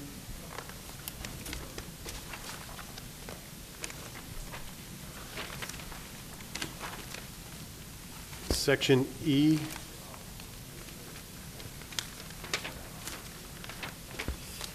Approved permit conditions. yeah, under approved permit conditions, section E, then it drops down to 1C, and then subpart 4, where it says for awnings, the covering material. This is talking about the actual overlay of the structure, you know, the material part of it. One of the biggest problems we have is, part of what this does is it's talking about the structural integrity of the unit. This particular section is talking about the material. What I'd like to do, one of the biggest problems we have is that the material gets old and faded, gets bleached, gets torn and ripped, tatted, kind of flapping in the wind. So a recommendation I would ask is at the end of the sentence, the very end where it says not relaxed, and we'd add language that says, and the covering material shall be maintained in good condition in furtherance of public aesthetics. And what that will do is a little earlier on number 2, C subpart 2, it talks about the projection being maintained in good condition. That could be the structure. This, since we're talking about the covering in paragraph 4, I figure that's a good place to talk about the actual condition of the covering. So that way, we're maintaining the structure for safety, and then the covering is being maintained so that it doesn't become an eyesore. So I would... Could you repeat that amendment? Sure. Sorry. At the very end of And the paragraph material 4, shall? it would say, and the covering material Yep. shall be maintained in good condition in furtherance of public aesthetics. Second motion. In furtherance. Councilman Marchese. On the motion, what if somebody has an awning that's not relaxed, it's a mess, it's ripped up? Do we provide for that near to be fined or to be removed? Yeah, this one right here says the awning must be maintained as taut, not relaxed. Okay. So it has to be tight, firm, Yep. and it has to be in good condition. So with this amendment, not only will it be pleasing in terms of the way that it's hanging over the structure, it also won't get bleached, or if it's ripped and tatted, we can say you really need to maintain that. That's been one of our biggest issues, is that we've had awnings that have just been allowed to just languish, and it looks lousy. We have a certain idea of where we want our community to go, and Yep. that's not what we want. So that would be the purpose of that amendment. But if there's a pre-existing one that's ripped apart somewhere on a, say, an empty store, do we have the power to go in there and demand that be fixed? I would defer to the city solicitor on that one. Okay. But at least going forward, we'll know that they've got to maintain it.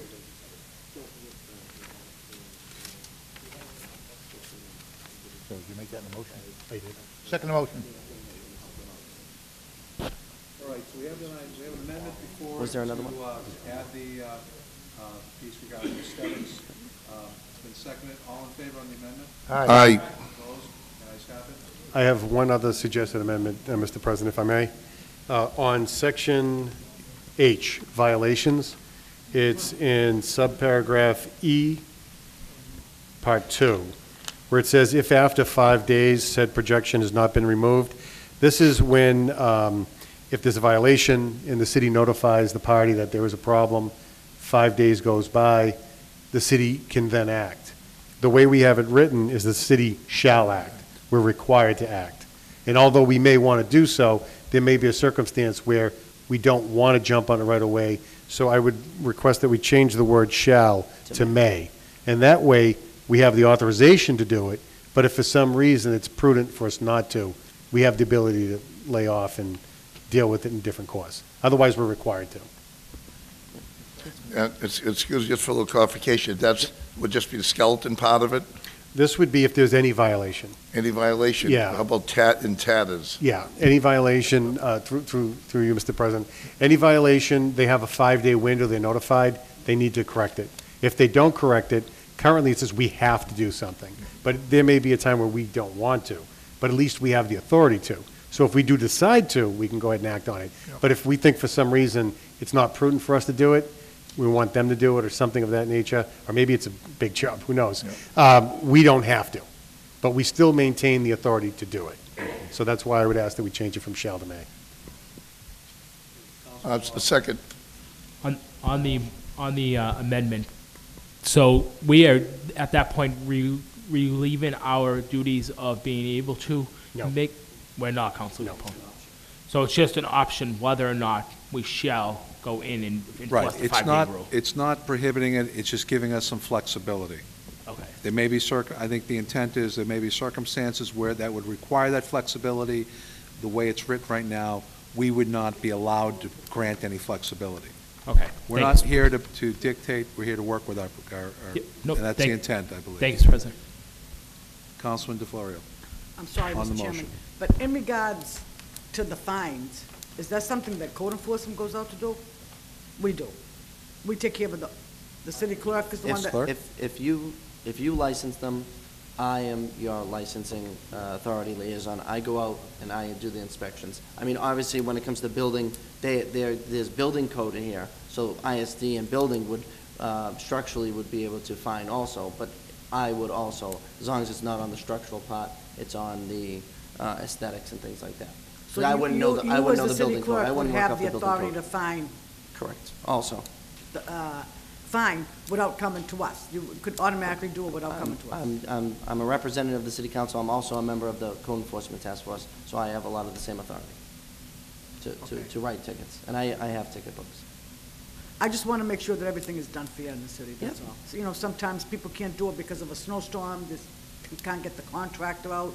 So I agree with the word may instead of shall, and that's the reason why it's there, and I understand that. I just want to make sure that everything is fair across the board. Thank you.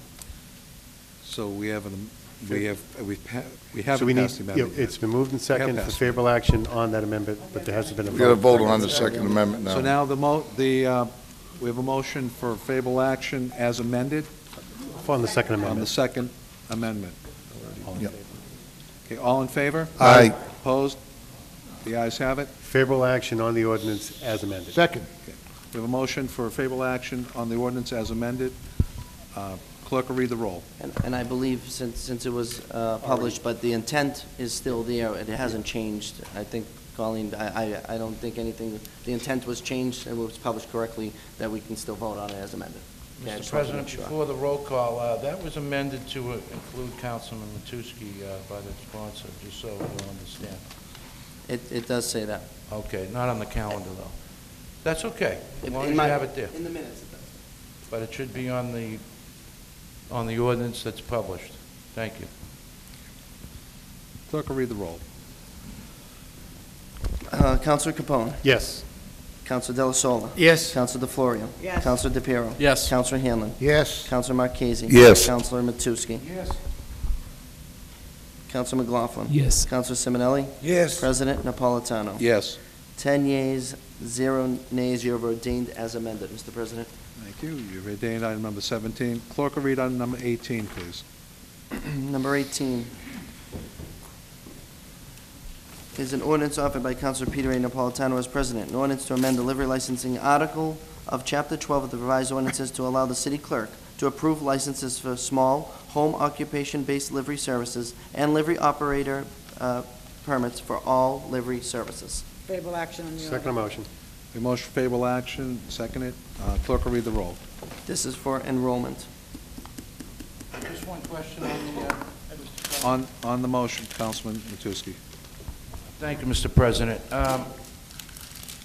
How many, to the clerk, this question is, how many livery permits do you see yourself possibly giving out during the course of, we'll say, a year? As the business certificates, which are every 4 years, start Oh, it's a 4-year? expire. No, so currently we do business certificates, which isn't a license, but that's how they were operating before. All right. As they start expiring, I intend to see what we have is between 80 and 100 small livery companies in the city of Everett. And that would include buses type of thing?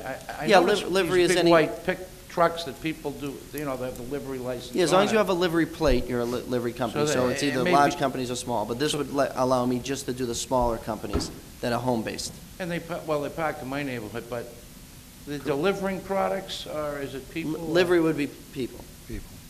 So this is 80, 100 livery people, licenses. Licenses, yeah, right now, yeah, they operate under a business certificate. At least this would allow me, my office, to track them. You would know who'd be operating. I get licenses now, I get insurances, bonds, so this is a better tracking system and really And they're allowed to park on the street? not overnight. Not overnight? Okay, that's good to know. Yeah, And the other livery- question I have, is it possible that, I, for one, like to know who has these licenses? So every 6 months, give us The an public update record, on who absolutely. gets issued one. Is that okay, Mr. That President? list, I believe, is available in your office? Yep, my office, Could you I have a new provide that computer to us? system. In the next couple months, it'll be much Yeah, every easier to 6 generate them months. for you. I'd just like to know who is actually in this, Absolutely. doing this type of work. Thank you. You're very welcome. You have a favorable Councilman action? McLaughlin? Thank you, Mr. President. Mr. President, I just wanted to follow up on Councilor Matusky's point, which is there is no on-street parking for any of these vehicles that are issued under these 80 to 100. Taxi and livery cannot, according to our ordinances, I think it's under Chapter 18, don't quote me, but I'm pretty sure it's under 18, they are not allowed to park on the city street overnight. During the day, they're also not to be parked for X amount of hours, and don't quote me, I don't remember the hours, I think it was 3 or 4. You can't just stay stationary in a spot. That's why for taxi, we have the, the locations of the signs in certain areas. So if somebody is using Uber, is that, or Lyft? Well, if they don't Is have a that- livery plate, it's different. If they have a livery plate, then there's still a livery company. But if Yeah. they don't have the livery plate, Okay. they're using their own personal vehicle. No, I It understand. has But a if they regular have a livery Massachusetts plate, plate. That's under any different. circumstance, they can't park overnight on Yeah, our right. street. And they should be registered with me also. Okay, thanks, Mr. Clerk. You're very Thanks, Mr. welcome. President. Okay. Ready? We have a motion?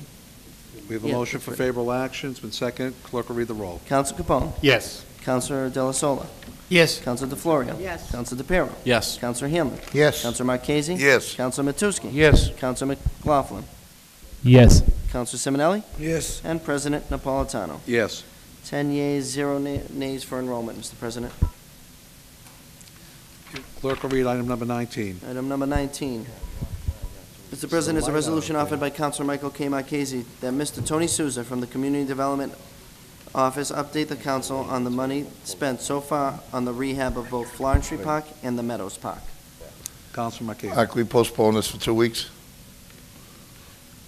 And invite Mr. Souza. Invite Mr. Souza, yes. We have a motion to postpone this for 2 weeks. Been seconded. Invite Mr. Souza. All in favor? Aye. Opposed? The ayes have it. Clerk will read item number 20. Item number 20 is an order offered by Councilor Peter A. Napolitano as president in order to suspend council meetings for the summer except Monday, August 13th. Favorable action? We have a motion for favorable action. Do I have a second? Second. Clerk will read the roll. Counsel Capone. Yes. Counsel De La Sola. Yes. Counsel DeFlorio. Counsel DePiero. Yes. Counsel Hanlon. Counsel Marchese. Yes. Counsel Matusky. Yes. Counsel McLaughlin. Yes. Counsel Simonelli. Yes. And President Napolitano. Yes. 10 yeas, 0 nays, Mr. President. You have passed the order. Clerk will read item number 21. Item number 21. Mr. President, is a resolution offered by Councilor Michael K. Marchese that the city of Everett consider banning or putting a bottle redemption on alcoholic nips. Councilor Marchese. I believe this piece was put on prior to myself. I believe Council Capone's and Rosa. I don't know whatever came from that, but yeah, we had it. Rosa.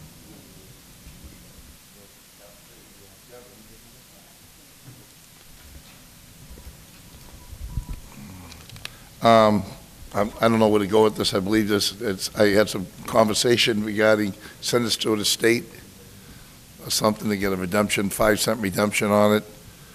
It should include not only 50 milliliters, it should be 200 and 400 pints and half pints and pints, because that's what we'll find littered all over the streets. At least if it has a little monetary, maybe somebody will pick them up and return them.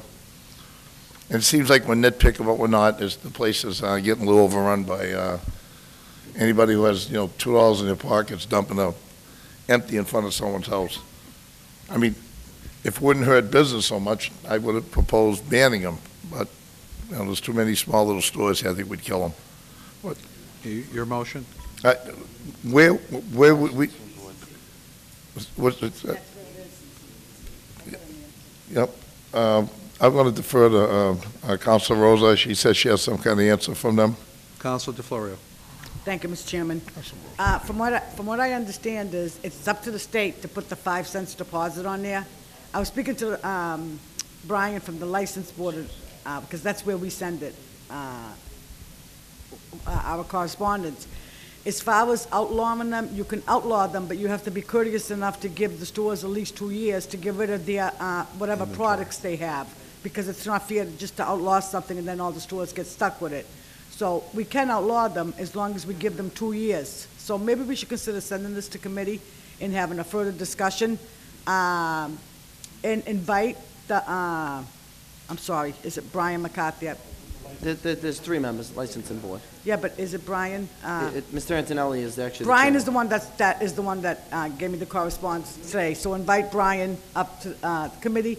I would say have the committee meeting at the beginning of September. And Phil Antonelli, and work together with them. But he did send me some correspondence, like I said. As far as the nickel deposit, it would have to come from the state. We have no jurisdiction over that. If we want to outlaw them, it'd be only fair to give all the liquor stores at least 2 years to get rid of all the products that they have so that they don't order anymore. So that's, basically the information I have. Thank you, Mr. President.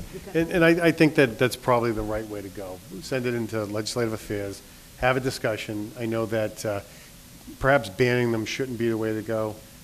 Maybe the 5-cent redemption might take care of our issue. But if we do decide that maybe not year-round, holidays, things of that nature, that they're available, I don't know. But I think the right thing to do is put in committee, talk about it, and figure out what's the best thing to do. I mean, we just want to get the clutter off the street. That's all we want. Councilor Marchese. I'd like to see us move it up and discuss this before break. I mean, in the summertime, it'll be horrendous. So let's see if we can get something going in action. I know they don't meet over the State House that much. I mean, we just couldn't But get. we could use the summer as our staging to get our foundation, what exactly we Exactly. want to plan out, and be ready to go with it. Yeah, we should work on this for the few times we meet before it's break. All right, there's a motion right now to send it to legislative affairs. I need a second.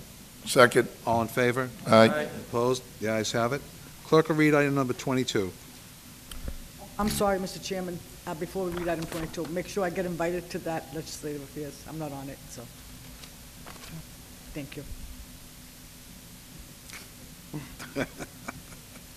I'm writing the note now. Item number 22. Mr. President, is a resolution offered by Councilor Fred Capone that the city consider banning or regulating the Lime rental bikes. Councilor Capone. Thank you, Mr. President. The bikes serve a valid purpose, for all the things we're trying to do, green, the transportation, convenience, the cost is cheap. My only concern is that not everyone, when they're done with the bike, leaves it in placement that is conducive for the rest of the community to be able to use our public ways. For example, I've seen bikes left on private property. I've seen bikes leaned up against private property. I've seen bikes in the street. I've seen bikes block a sidewalk. So if an individual who has any kind of a physical impairment is trying to use the sidewalk, wheelchair, crutches, whatever the case might be, they can't get by. So now we need that individual to go in the street to get around a bike that was left in an inconsiderate fashion.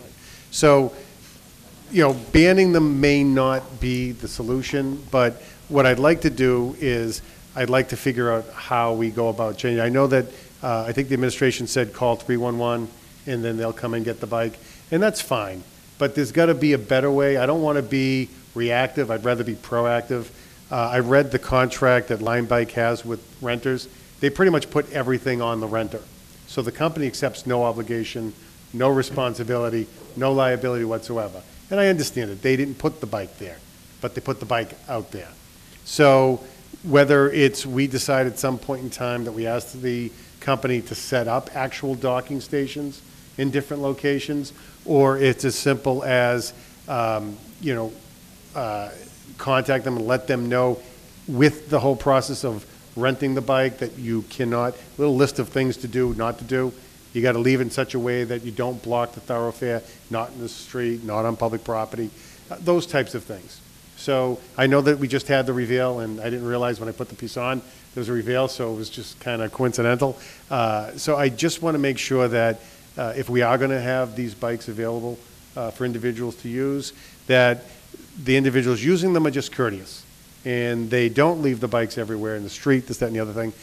And I understand 311 gets contact, come out. I don't know if our city's going out to grab them or if the company's coming out to grab them, but I would like the company to be a little bit more proactive. I would like the company to actually be kind of patrolling the areas where the bikes are. And if they see something, they on their own accord go out and put the bike in a safer condition, rather than having folks have to call City Hall and the City Hall has to call them. I'd like to see a little more obligation on the company. So what I'd like to do with this is I'd like to postpone until next meeting with a response back from the mayor's office with regards to what action, if anything, they may have been taken with the company to have them be a little bit more responsible for it, and a number of bikes that we actually have in the community, that kind of stuff. So, would you have any interest in having a dialogue with the company directly? Yeah, I mean, we could ask them to come up to the next meeting. That would be good. You know, the feedback I've gotten in this weekend from some of our residents who were asking me about this program was that we found out about it in the newspaper like everyone else. Yeah. But obviously, there's been a dialogue going on all along. If we were privileged to at least that information, we would have been better prepared this weekend to answer questions by our constituents as they raised these same questions. How do you get past a bike that's blocking the sidewalk if you're in a wheelchair? Correct. So I would just throw that out there. Yeah, and I then appreciate ask that. I would ask that maybe we invite someone up from Lime Bike to talk with them. All right, so if I understand, the motion is to postpone this for 2 weeks, invite a representative from the mayor's office and possibly a representative of the company? Yes. To appear at our next meting? Yes. Do I have a second? We have other speakers. No, we've got a motion, and the speakers will speak. No one will be here from speaking, but is there, Councilman McLaughlin?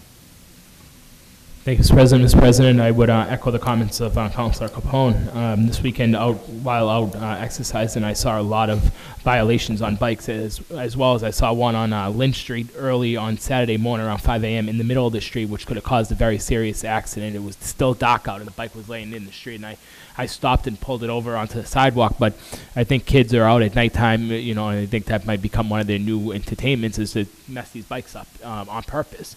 I saw a lot of other violations or other concerns this weekend. But my one question is, how did they, I know they came to several hundred bikes being dumped into the city in one day. And I'm just wondering if somebody could answer how they generated the number of bikes that would be distributed throughout the city. I mean, we only have a 3 square mile city. To have several hundred bikes in this 3-square-mile city seems pretty excessive. I think if we had 100 bikes maybe, they're definitely being utilized. I see them a lot this weekend being utilized by people.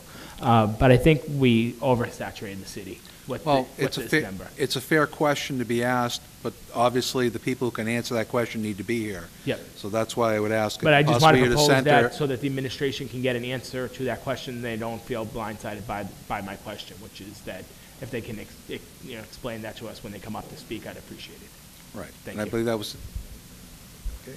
Councilman Del Sol. Thank you. Last year, it's too late now, Counselor.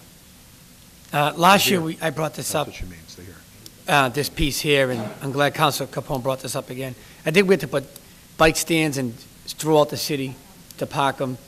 It's like an invasion of bikes. It's great, like echo the words of my counselors, it's just, they're all over the place. They lay them on the ground. I wouldn't want that in front of my house for 3 days until someone decides to take it for a ride. Mhm. So, like we said, if a representative from the company can come up, and we can fire these questions at them, whatever it is, but something has to be done, and I think before the break, something should be done. Before the summer kicks into high gear and we take a break. Thank you. No, I concur. We don't have answers right now, and we're being asked questions. I think that would be the most prudent way to be able to do it. So there's a motion right now to postpone this till our next meeting, invite a representative from the mayor's office, representative from Lime Bike, to give us a briefing and explanation of how they operate and how they intend to continue to do operation in the city of Everett. Correct. Okay. All in favor? Opposed? Ayes have it. Clerk will read item number 23. Item number 23, Mr. President, is a resolution offered by Councilor Fred Capone, an ordinance for an open area storage of salt and other items. Council Capone. Thank you, Mr. President. I don't think we have any ordinance on the book with regards to open air storage. One of the problems that we ran into was the licenses for the company down the line. We couldn't hold up those licenses. What they were looking for was beyond our realm.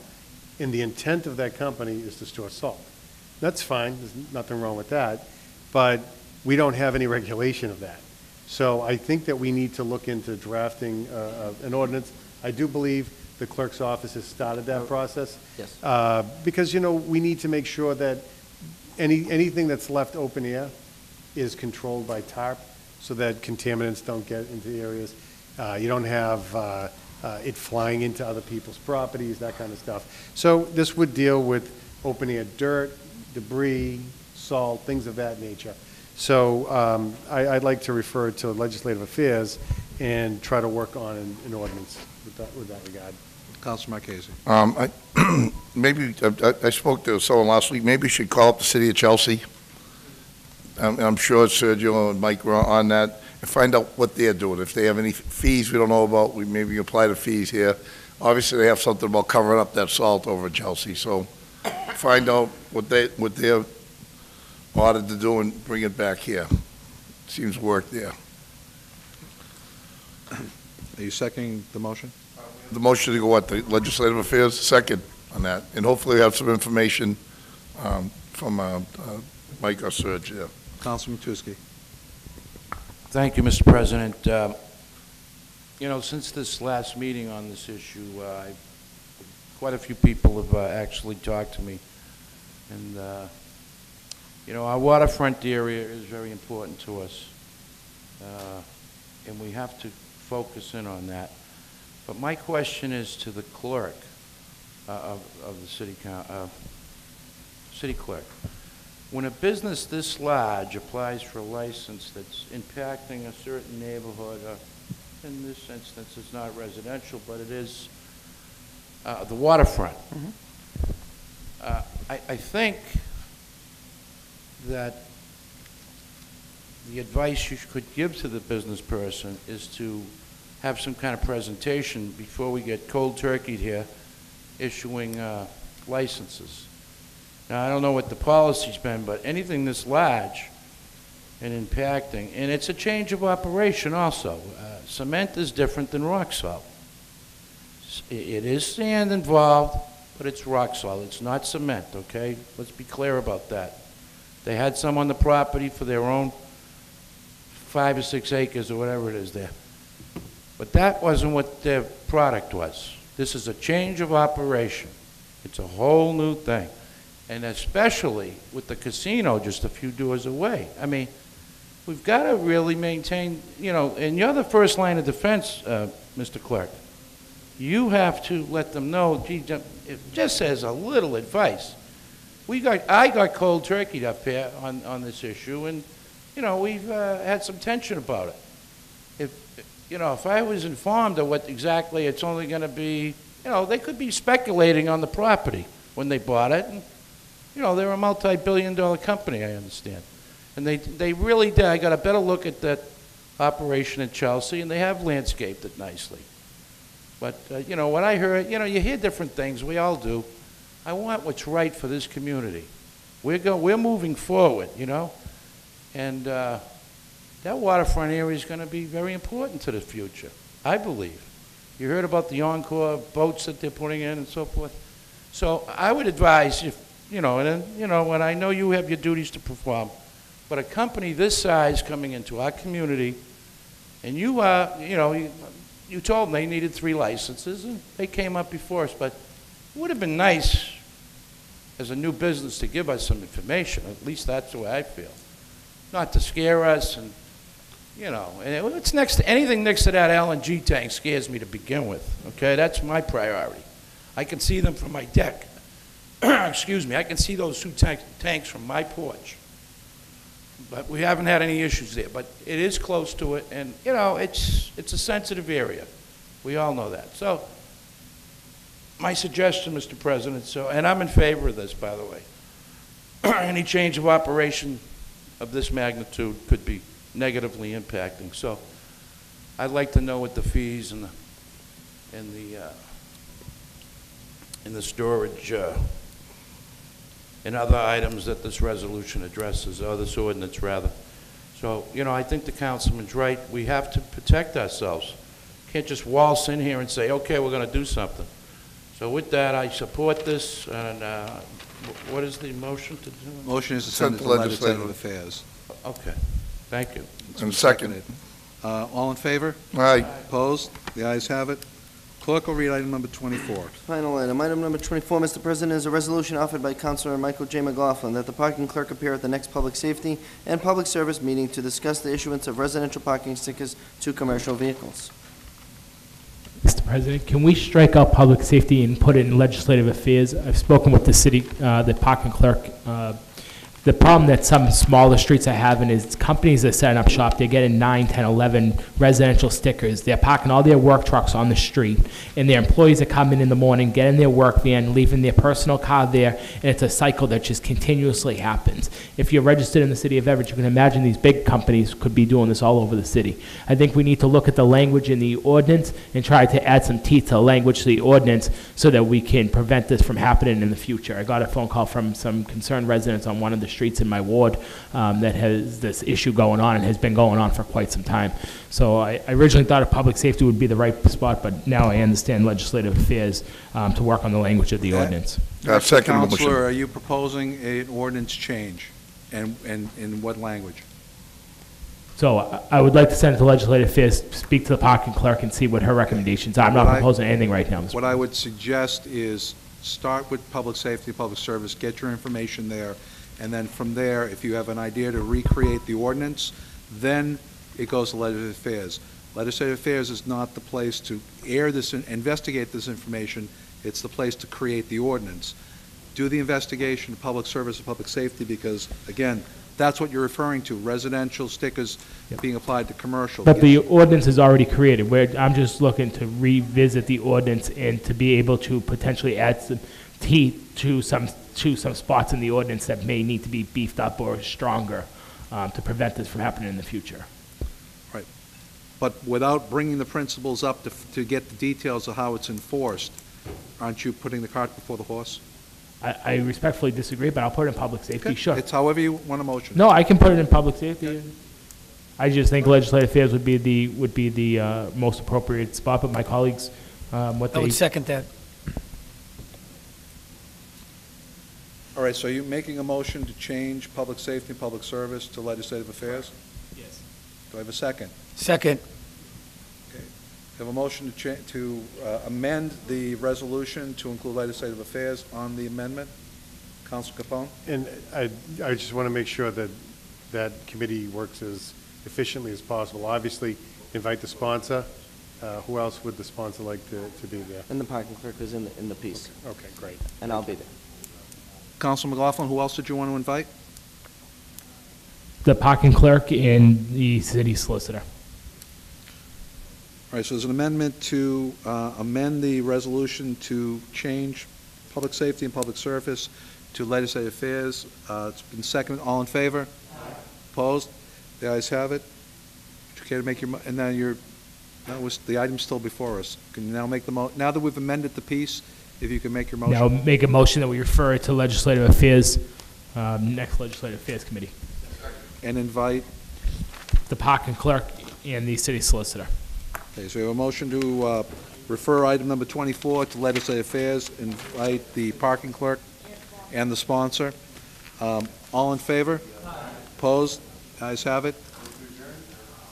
Have a motion to move to adjourn. It's been seconded. All in favor? Opposed? The ayes have it. We are adjourned.